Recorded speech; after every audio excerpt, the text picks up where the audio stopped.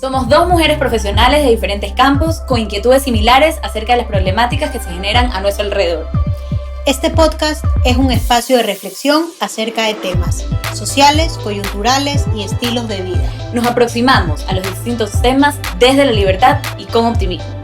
Profundizamos en las problemáticas desde un enfoque académico, vivencial y práctico. Esa combinación entre lo intelectual y lo experiencial es lo que hace Serendipia una alternativa diferente.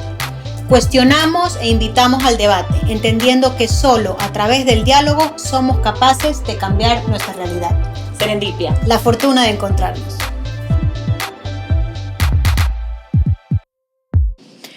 Hola, bienvenidos a nuestro cuarto programa de Serendipia. Hoy día trataremos la responsabilidad social de los medios de comunicación. Soy Irene Ancín. Y yo soy Paola Casa. ¿Por qué nos hemos planteado tratar la responsabilidad social de los medios? Esto es un debate que está en la sociedad, que está en la mesa desde 1947 aproximadamente, y se empieza a hablar de la responsabilidad social de los medios por la teoría de la responsabilidad social de los medios de comunicación y de la información. Además de esta teoría y el debate que puede haber en la sociedad y que siempre nos estamos preguntando cuál es el rol real de los medios, qué funciones tienen que cumplir los medios, existen organismos internacionales que de alguna manera se han preocupado por este rol, entendiendo que los medios tienen un impacto brutal en la generación de opinión pública, en cómo nosotros percibimos la realidad. Y estos organismos internacionales como la ONU, la OEA, la UNESCO también, pues se han planteado cuál es el rol, ¿no? Y han tratado temas, por ejemplo, se han preocupado por la libertad de expresión, la libertad de prensa y también el derecho de las audiencias, es decir, no solo de los derechos que tienen los medios de comunicación, sino quienes los escuchamos, es decir, la audiencia también tiene derecho a estar bien informado. Efectivamente. Entonces, cuando planteamos este tema, no fue que nos levantamos hoy día y dijimos, vamos a hablar del rol social de los medios, sino que realmente consideramos que es fundamental parar un ratito, ¿no? Bajarnos de como mafalda del mundo y pensar qué estamos haciendo, ¿no? ¿Qué están haciendo los medios de comunicación a nivel mundial, pero también y lo que nos afecta a nosotros en nuestro país? Entonces, empezamos a analizar esto, a conversarlo con Paola y decíamos, los medios de comunicación tienen que cumplir 3 funciones principales, ¿no? Informar, formar y entretener. Entonces, claro, informar, tenemos clarísimo que los medios forman y nos estamos centrando, y en el programa de hoy vamos a hablar de los medios tradicionales, es decir, de las empresas informativas, ¿no? No de los medios digitales, no vamos a hablar de las redes sociales, no por ahora, eventualmente en algún otro programa lo haremos, porque obviamente es interesante y además es bastante actual, pero esta vez nos vamos a centrar en los medios tradicionales y un poco yo quería hacer referencia también a por qué empezamos a hablar de esto, y es porque en el programa anterior estábamos hablando de las organizaciones saludables y de alguna manera los medios son entidades también, ojalá también saludables, y dónde está esa salud, por así decirlo, también está en la responsabilidad social. Y nosotros un poco enfocamos el tema de las organizaciones saludables a la interna, ¿verdad? A los empleados, a las personas que trabajan dentro de la organización. Pero ¿qué pasa con tu ética, con tu responsabilidad a la externa? Y en este caso, los medios tradicionales tienen una audiencia que está buscando informarse y está buscando tener información real, objetiva y demás. Por eso nos pareció interesante y de alguna manera así hemos vinculado este programa con el anterior, y porque realmente nos pasamos la vida informándonos el día entero. No sé si a ustedes les pasa, pero yo, así sea con la cadena de WhatsApp de la abuelita, o así sea con, bueno, ahí sí estoy usando redes sociales, pero en todo caso la televisión prendida a la hora del almuerzo, la radio en el carro, todo el tiempo estamos informándonos, pero no nos hemos parado tal vez a plantearnos, ¿realmente hay una responsabilidad detrás de estos medios o de esta información que nos transmiten? Efectivamente, los medios de comunicación tienen una doble responsabilidad social a la cual tienen que hacer frente. Por un lado, como bien acabas de comentar, está esta responsabilidad social que debe cumplir cualquier empresa que quiera hacer las cosas bien, ¿no? Y por otro, tienen esta responsabilidad social de crear contenidos, de generar contenidos que sean éticos. Nosotros también queremos hacer mención y nos vamos a centrar más en la parte ética que en la parte legal, porque claro, partimos de la base que todos tenemos derecho a la libertad de expresión, a la libertad de prensa y que incluso es parte de una sociedad democrática. Estamos partiendo desde esa premisa. Derecho a informarnos, sí, por las audiencias, pero también de los medios a informar y los medios a tener su libertad de prensa y su derecho a la prensa. Entonces, nos parece que es importante centrarlo sobre todo en la responsabilidad social, teniendo en cuenta los códigos deontológicos, ¿no? La ley lo que hace es regular y no puede regular todo, entonces lo que hace es establecer unos mínimos que tenemos que cumplir. Cuando hablamos de responsabilidad social, cuando hablamos de la ética profesional, cuando hablamos de códigos deontológicos, nos movemos en un campo que, por así decirlo, es más amplio, ¿no?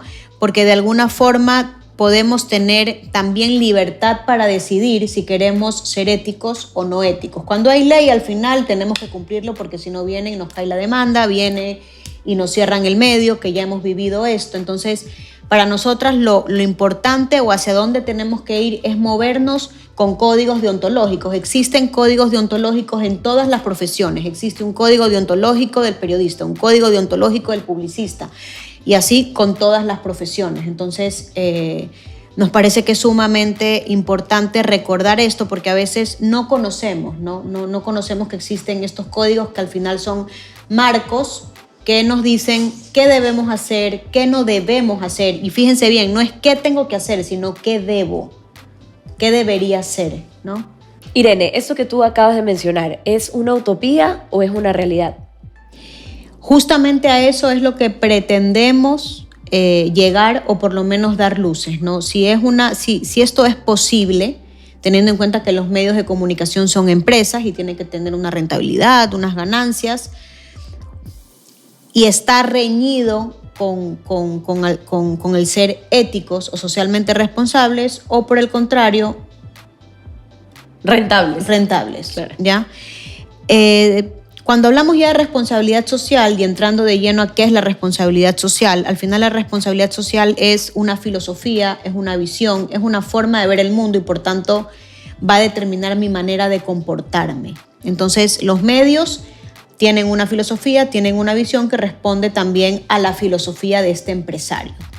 Ya centrándonos en la diferencia de los medios o cómo percibimos, cómo la gente percibe qué hace la televisión y qué hace la radio, siempre se ha pensado que la televisión ha estado mucho más enfocada en entretener, ¿verdad? Y en informar, mientras que la radio ha sido la principal generadora de la opinión pública.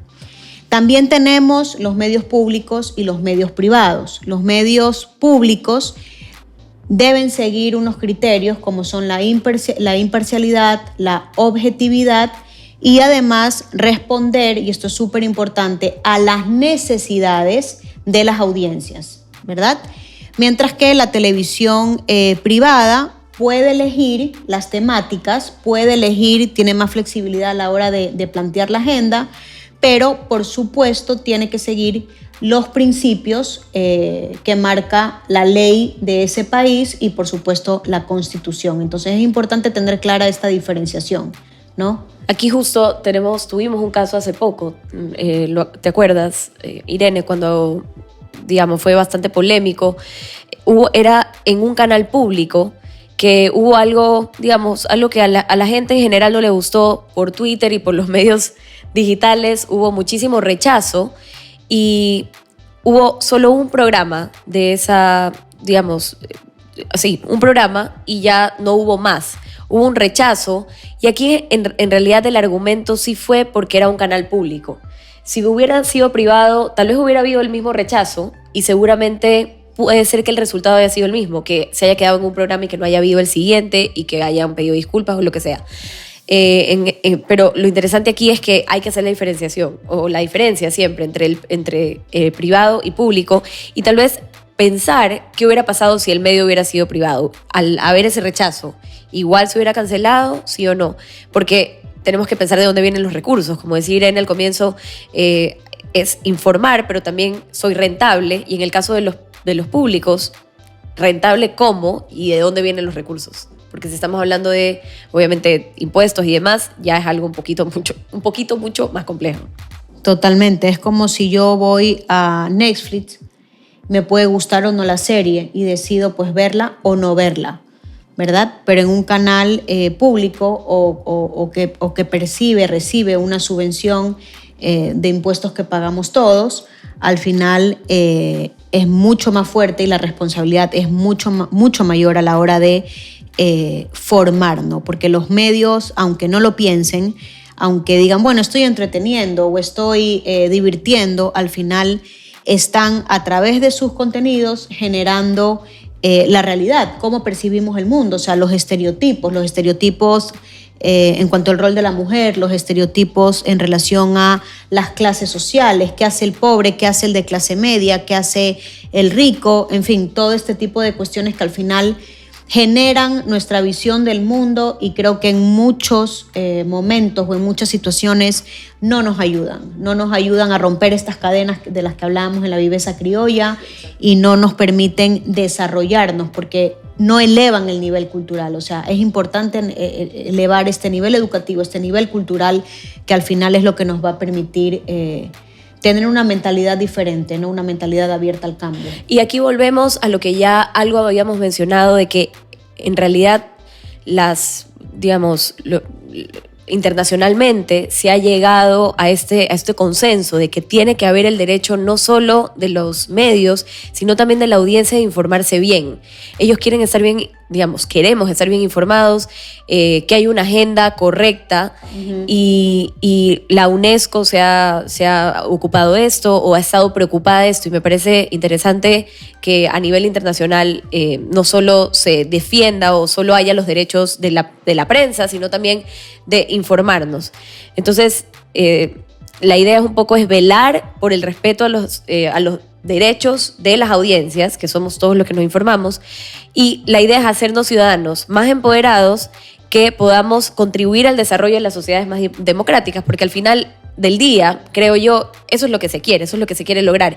Y ese tal vez es el objetivo, sí, así como decía Irene, hay tres objetivos de los medios de comunicación, pero si estamos dentro de un margen democrático, queremos mantenernos en eso y que todos los ciudadanos, no solo el medio, pueda contribuir para sostener estas sociedades democráticas. Y para poder ser sociedades democráticas y maduras a nivel democrático, los medios de comunicación tienen que ser conscientes del impacto que tienen a la hora de generar la opinión pública. Entonces, por eso hay estudios, hay artículos científicos de investigaciones que se han hecho en distintas partes del mundo, que más adelante, Paola, nos vas a contar, nos vas a contar cómo se llevó a cabo uno tanto en Europa como en el continente americano, ¿verdad?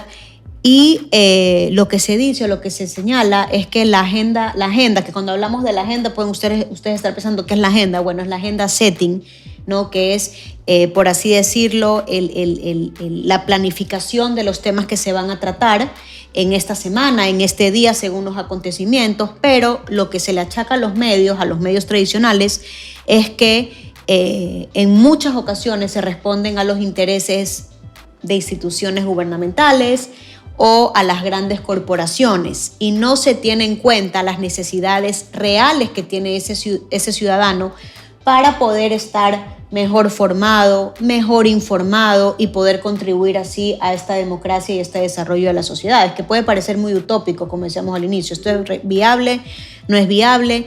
pero al final es importante, ¿no? Y sobre todo la responsabilidad también del medio es darse cuenta que puede ser que la audiencia no sepa que necesita eso, pero ahí estoy yo, medio de comunicación, para decir esto es importante que la gente lo sepa, que la sociedad lo sepa, porque yo soy el experto, no el ciudadano. Y al final eso tiene que ver con el contenido, y a eso quería llegar, Irene. Tú mencionabas este estudio que se hizo, que fue muy interesante en Europa y en América Latina. Y lo que se hizo fue utilizar como muestra 15 medios de comunicación muy relevantes de cada uno, de algunos países importantes de esta región, ¿verdad? Iberoamérica sería. Y bueno, en verdad también otros países de Europa. Y, por ejemplo, se cogió al país de España, a The Sun del Reino Unido, BBC de Reino Unido, Caracol TV de Colombia, que es importante. Clarín de Argentina. Clarín de Argentina. Eran en total 15, esa era la muestra. Y un poco la idea era hacer un análisis de contenido de los sitios web de los medios de comunicación seleccionados, un poco para ver cuál era el contenido, cuál era la agenda. Y las preguntas que se plantearon para contestar en este estudio, que además reveló mucho, fue: 1, en la filosofía organizacional de ese medio, ¿contiene alguna palabra referente a la formación de la ciudadanía? Y en ese caso, en caso de ser afirmativo, ¿cuál o cuáles son las palabras que están relacionadas con este tema de formar a la ciudadanía? Esa era una pregunta. La segunda: en algunos de los contenidos dentro del sitio web, en este medio de comunicación, cualquiera de los de los 15 que mencionamos, bueno, eran algunos más, se refleja la preocupación por la construcción de una sociedad más democrática, porque al final, si eso es lo que queremos y dentro de un margen democrático es que estamos operando, eso es lo que queremos mantener. Entonces, si se menciona o no se menciona esta construcción de una sociedad más democrática. Y lo tercero es: ¿cómo es la comunicación organizacional en temas de contribuir la formación de los ciudadanos y una sociedad más justa y representativa? Entonces, eran 3 preguntas clave, creo yo, bastante decidoras, bastante reveladoras, gráficas, sobre cómo mapear estos contenidos que nos dicen estos medios. Y al final, interesante el estudio, ¿no? Por supuesto, porque cogieron medios que es como lo más potente o fuerte de la investigación que se realizó. Medios reconocidos, los más leídos, los más consumidos, por así decirlo, en sus respectivos países. No hemos dicho la COPE de España, El País de España, Telecinco de España, Clarín Argentina, Globo, y entre los principales resultados sí se encontraron diferencias entre lo que pasa en el continente americano, lógicamente teniendo en cuenta los países estudiados. Ecuador no entró en la muestra, ¿verdad? Y Europa. Sí había diferencias. Lo que se concluyó es que en América, sí, los canales de comunicación, los medios, hacen un esfuerzo para, a través de sus contenidos, mantener la cohesión, seguir fomentando y reforzando la democracia, el sentido de pertenencia, ¿verdad? El compromiso con ese ciudadano, a diferencia de lo que pasa en Europa, que no estamos diciendo que no hay un compromiso por la democracia, pero que no están en sus contenidos de manera explícita. Podemos intuir o podemos inferir, esto no está escrito, que esto sucede o esto se dio porque en Europa ya las democracias son mucho más maduras. Entonces puede ser que los medios no perciban esta necesidad de seguir ahondando o reforzando estos valores que Paola ha comentado hace un ratito, ¿no? También nos parece interesante decir que a pesar de que en Europa, en los medios estudiados, no hay ese afán de reforzar, en los privados, en la BBC, que es el canal público, ¿verdad?, de Inglaterra, sí hay un afán por mantener esa unión, reivindicar la democracia, los valores democráticos. Entonces, bueno, el estudio es revelador, el estudio nos muestra las diferencias que hay en el continente americano con Europa, e incluso en la misma Europa las diferencias que puede haber en los canales tanto públicos como privados. Y ahora vamos a tomar los medios de comunicación y los vamos a ver bajo 2 enfoques, digamos. Los medios de comunicación al final del día son entes comunicativos, que son los que nos nos informan, nos forman, etcétera, pero también no podemos dejar de lado que son empresas. Entonces, veámoslo un ratito bajo estos dos enfoques. La primera, como medios o entes comunicativos, es el ejercido por la prensa, ¿verdad? Es el ejercicio de los medios de comunicación. Y eso es importante porque tiene que haber una ética detrás. Y tiene que haber la ética del periodista y de los propietarios de los medios de comunicación, que son los responsables directos de los contenidos que se van a producir. Entonces, hay normas éticas, hay códigos deontológicos, como decía Irene, que deben tener presentes estos medios al momento de emitir los contenidos. Porque sí, es verdad, son empresas, pero también son entes comunicativos que deben tener una agenda y ser especialmente responsables con lo que dicen. Y cada vez se debe admitir con más importancia esta responsabilidad de los medios en la formación de la opinión pública. Entonces, eso como un ente comunicativo. Y obviamente no podemos dejar de lado que son empresas y que al final están buscando rentabilidad. Entonces, pueden ser con fines de lucro, otras sin ese objetivo y otras más bien del tercer sector o financiadas en base a donaciones. Pero cualquiera que sea su razón de ser, los medios de comunicación no dejan de ser instituciones, digamos, empresas o instituciones o organizaciones, como decíamos en el programa pasado, y por ello ejercen un modelo de gestión socialmente responsable como cualquier otra organización a nivel mundial. Entonces, no porque soy empresa puedo ser irresponsable, digamos, más bien esa organización, esa responsabilidad social debe estar presente, justamente porque se trata de una institución, una entidad. Entonces, dentro de ese plano, la responsabilidad social debe estar más presente que nunca como un modelo de gestión que las empresas deciden emprender de una manera voluntaria. Sí, justamente ese punto de partida de la responsabilidad social de los medios son las cabezas, ¿no? Yo cuando digo las cabezas la gente se ríe, pero es que son las cabezas, es la parte superior, la parte institucional de la organización. Entonces, los CEOs tienen que estar comprometidos, a su vez todos los gerentes, todas las áreas, no solamente el área que genera los medios, el área de producción, sino todas las áreas de la organización, porque es una organización, debe estar preocupada y enfocada por esa responsabilidad social. Entonces, si una empresa cualquiera que se dedique a cualquier otra cosa tiene que ser responsable socialmente, los medios de comunicación tienen una doble responsabilidad social por los contenidos que genera y el impacto que esto tiene en la opinión pública, en el desarrollo social, en el avance o no avance de la sociedad, y por otro lado porque es una organización que tiene que ser responsable socialmente, tiene que tener identificados a sus stakeholders, que estos sabemos que son internos y externos, y tener una estrategia y unas acciones para poder cumplir con esta responsabilidad social. Y de hecho, Paola, como tú bien sabes, hay indicadores que nos permiten medir esa responsabilidad social.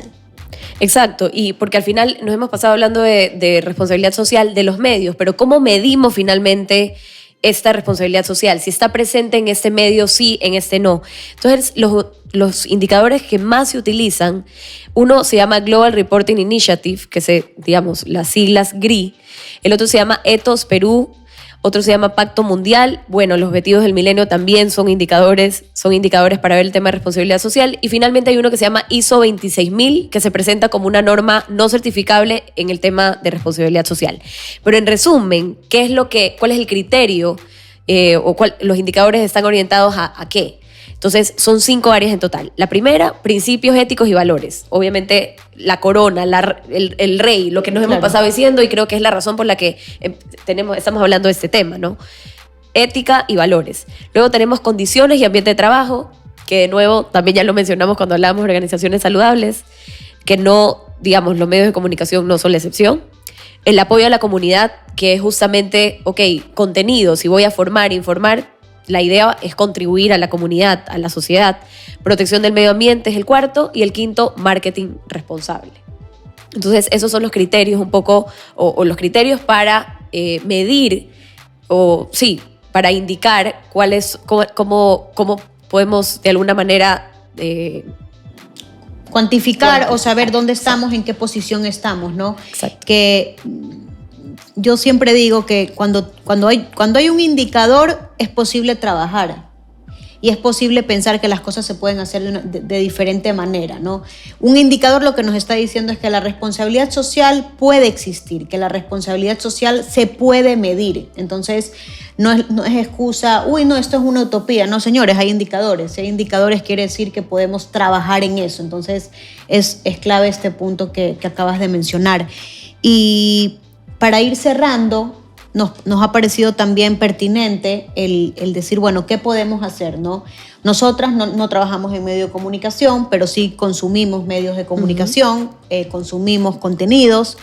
Yo puedo decir que no consumo habitualmente contenidos nacionales.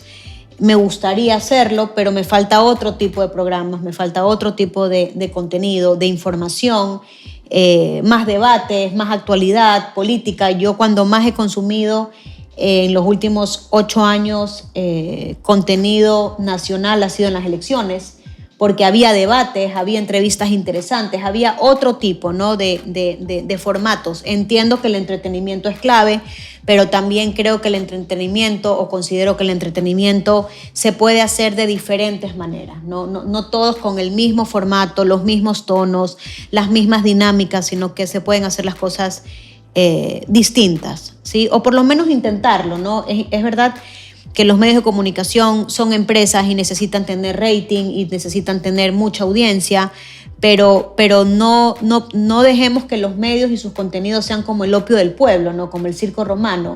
Nos hemos acostumbrado a eso, entonces seguimos y es una especie de círculo vicioso, ¿no? La gente quiere eso, pero hemos probado cambiar un poquito la receta para ver si la gente quiere otra cosa. No sé, ahí dejamos esa pregunta, ¿no? ¿Qué nos parece que es fundamental? Bueno, códigos deontológicos, hacer uso de los códigos deontológicos. Decíamos al inicio, existe el código deontológico, por ejemplo, del periodista ecuatoriano, pero también existe el código deontológico del periodista europeo. Entonces, hay herramientas, no tenemos que inventar el agua tibia, todo está creado, simplemente es querer hacerlo, no extrapolar, ver qué nos sirve, qué no nos sirve y poder ajustarlo a nuestra realidad. O por ejemplo, en las carreras universitarias, debería haber esos contenidos relacionados con derecho o deontología de la profesión. Sobre todo, obviamente estoy pensando en la Facultad de Comunicación. Qué importante es que haya esta información, supuesto, porque tiene que ver de nuevo con cómo contribuyes a la sociedad a través de este medio. Por supuesto, de hecho, yo le comentaba a Paola que cuando yo estudié la carrera, que cuando digo en la facultad, Paola se ríe porque parece que tenemos aquí muchos más años, claro. Pero bueno, cuando yo estudié Publicidad y Relaciones Públicas, yo estudié en una facultad de comunicación, esa es mi base, y yo tenía esas dos materias, yo tenía Derecho a la Publicidad y tenía Deontología de la Publicidad. Entonces, en Derecho nos daban la ley, claro, la normativa, ¿verdad? La norma, no te puedes pasar de aquí porque te puedes meter en un lío, ¿verdad? Pero también ver deontología nos permitía tener una imagen mucho más completa de la realidad. O sea, no solamente hago las cosas, como hemos hablado en otros programas, por miedo a que me lleven preso, por miedo a tener una demanda, sino porque realmente considero que no está bien, ¿verdad? Siguiendo mis principios y mis valores. Entonces, clave, en deontología, por ejemplo, tú puedes ver casos que no han sido al final sentenciados, que no ha habido una sentencia, pero que ante la sociedad y ante los ojos de muchos ha sido una irresponsabilidad. Claro. Y eso es lo que nos da ese conocimiento de la ética de la profesión. Exacto, porque muchas veces, digamos, como tú mencionabas al comienzo, la ética te da un espectro muy amplio de cómo, pero te da un marco finalmente. Así es, entonces nos da un marco. Un marco que de alguna forma también nos regula, pero es una regulación interna, no es una regulación externa. También me parece que es importante y lo hemos hablado, no hoy día, en otras ocasiones, que no todo lo que hacen los medios lógicamente es malo. Los medios tienen una función social que es importantísima y de hecho en muchos códigos deontológicos se reconoce este rol conciliador, este rol mediador, incluso solucionador de problemas sociales. Entonces los medios son importantes, necesitamos a los medios, pero también es bueno siempre estar reflexionando y dándole una vuelta. Perfiles de los profesionales. y esto va unido al tema de los contenidos de la carrera, ¿verdad? Pero también qué perfiles tenemos en los medios de comunicación. ¿Quiénes son las personas que están delante atrás de las pantallas? Claro. ¿Cómo se comunican? ¿Cuál es su estilo? ¿Solo quiere entretener o de verdad está buscando formar e informar? Porque también puede ser ahí cualquier payaso, pero no es la idea. Así es. Ciertos estándares, ¿no? Yo creo que tenemos que marcarnos ciertos estándares. No todo el mundo tiene que ser un premio Nobel, no estamos hablando de eso, pero sí que hayan unas normas de conducta, de comportamiento, en cosas básicas como el tono de la voz. Hablamos gritando en televisión. Eso es violencia, Irene. Eso es violencia, una forma de violencia. Que estás en una sala de espera o estás en un restaurante esperando y tienes un programa a las 2 de la tarde, que es una hora que es considerada prime time, y de repente lo que tienes es gritos, gritos más gritos, palabras no acordes a la hora, a la franja. Entonces, bueno, creo que todo eso... ¿Qué queremos? ¿No? Rating, o equilibrar un poquito, ganar un poquito menos, pero tener realmente un rol social en nuestra sociedad, ¿no? Y valores, Paola, lo que hablamos siempre, la importancia de los valores. Y nunca pensé, creo que, o sea, con 15, 20 años no me imaginé que iba a tener tan claro la importancia y iba a decir tantas veces valores. Como escuchar a nuestros papás, pero ya, claro. Pero que es increíble y es verdad que es lo que hemos mencionado. Creo que ha sido el común denominador en cada uno de los programas, pero es que al final todo se reduce, si es Vive esa criolla, es a tratar de mantener los valores y acordarnos que existen. Si es organizaciones saludables, bueno, no, lo mismo, exacto. Y aquí en los medios de comunicación exactamente lo mismo, mantener los valores y hacerles caso. O replantearnos los valores, ¿no? ¿Qué valores son los que tenemos en los medios? ¿Cuáles son los que estamos transmitiendo? ¿Cuáles son los que estamos comunicando? Porque todo comunica, ¿no? ¿Qué estamos haciendo con los estereotipos? Señores, ¿nos interesa seguir con los mismos estereotipos? O igual nos vendría bien darle una vueltita, ¿no? Claro. Para poder avanzar. Romper esas cadenas que decíamos en la viveza criolla y continuar. Desarrollarnos. Empezar a ir ahora sí hacia el desarrollo, porque parecimos a veces estancados. Así es. Ya para terminar, creo que hemos hecho no voy a decir buen análisis, porque eso no lo podemos valorar nosotras, pero sí hemos tocado todos esos puntos que consideramos importantes a la hora de tratar este tema, que era la responsabilidad social de los medios.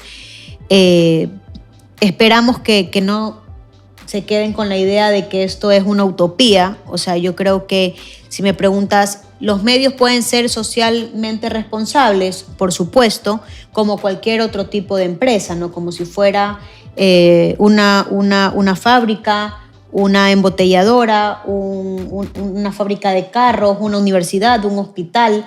O sea, ¿es posible compatibilizar la rentabilidad, los ingresos con ser socialmente responsables? Por supuesto, yo intento hacerlo.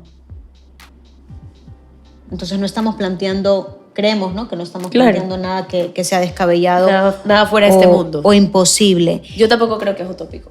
Estoy de acuerdo contigo que se puede. Y como tú dices, replantearnos a cada rato, darle vueltas, porque de nuevo, lo estamos consumiendo todos los días. Entonces, si somos la audiencia, realmente ese medio está siendo responsable conmigo y está teniendo la responsabilidad de informarme, así como ellos tienen el derecho de expresarse, tienen también... tengo yo también el derecho, o estoy ejerciendo el derecho de informarme correctamente, responsablemente, o que ellos estén siendo responsables conmigo como audiencia. En todo tipo de organización, la avaricia puede romper el saco. Pero en el caso de los medios de comunicación, el impacto que tiene que la avaricia rompa el saco es tan potente y tan fuerte en la sociedad que, por favor, no lo rompamos. Muchas gracias por acompañarnos, y en nuestro próximo programa vamos a analizar las diferencias entre la generación, los millennials y los centennials. Así que acompáñanos en el próximo programa. Nos vemos.